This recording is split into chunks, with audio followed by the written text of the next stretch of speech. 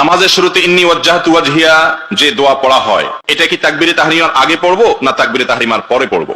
আমাদের দেশে অনেক মানুষ আছেন এটাকে জায়নামাজের দোয়া বলেন। আপনাদের এলাকায় আছে যে ইন্নী ওয়াজ্জাহতু ওয়াজহিয়া লিল্লাযী ফাতারাস সামাওয়াতি ওয়াল আরদা হানিফা ওয়া মা আনা মিনাল মুশরিকিন, এই দোয়া জায়নামাজে দাঁড়িয়ে নাকি পড়তে হয়। মূলত জায়নামাজে দাঁড়িয়ে এই দোয়া পড়তে হয় এরকম কথা হাদিসে বর্ণিত হয় না। সহিহ মুসলিমের হাদিসে আসছে নবী করিম সাল্লাল্লাহু আলাইহি সাল্লাম যখন সালাত শুরু করতেন, সালাতের জন্য দাঁড়াতেন, তখন এই দোয়া পড়তেন। তো এর অর্থ কি? এর মানে কি সালাত শুরুর আগে না পরে? তো এই সম্পর্কে বিভিন্ন বর্ণনায় যে শব্দ এসেছে তা হলো নবী সাল্লাল্লাহু আলাইহি সাল্লাম আল্লাহু আকবার বলার পর, অর্থাৎ তাকবীরে তাহরিমা দেওয়ার পর এটা পড়তেন।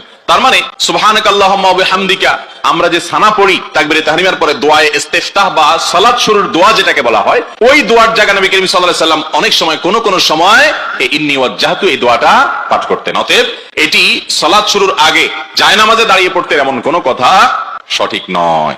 এটি মূলত সুবহানাকাল্লাহুম্মা ওয়া বিহামদিকার জায়গায় নবী সাল্লাল্লাহু আলাইহি সাল্লাম পড়তেন, কারণ হাদিসে পরিষ্কারভাবে আল্লাহু আকবার বলার পর তিনি বলতেন, এটি প্রমাণিত। অতএব এটি জায়নামাজে দাঁড়ানোর দোয়া হিসাবে যেটি আমরা জানি সেটি সঠিক নয়। হাদিসের আলোকে এটি হলো সালাত শুরু হওয়ার পর সানা হিসাবে পড়া যেতে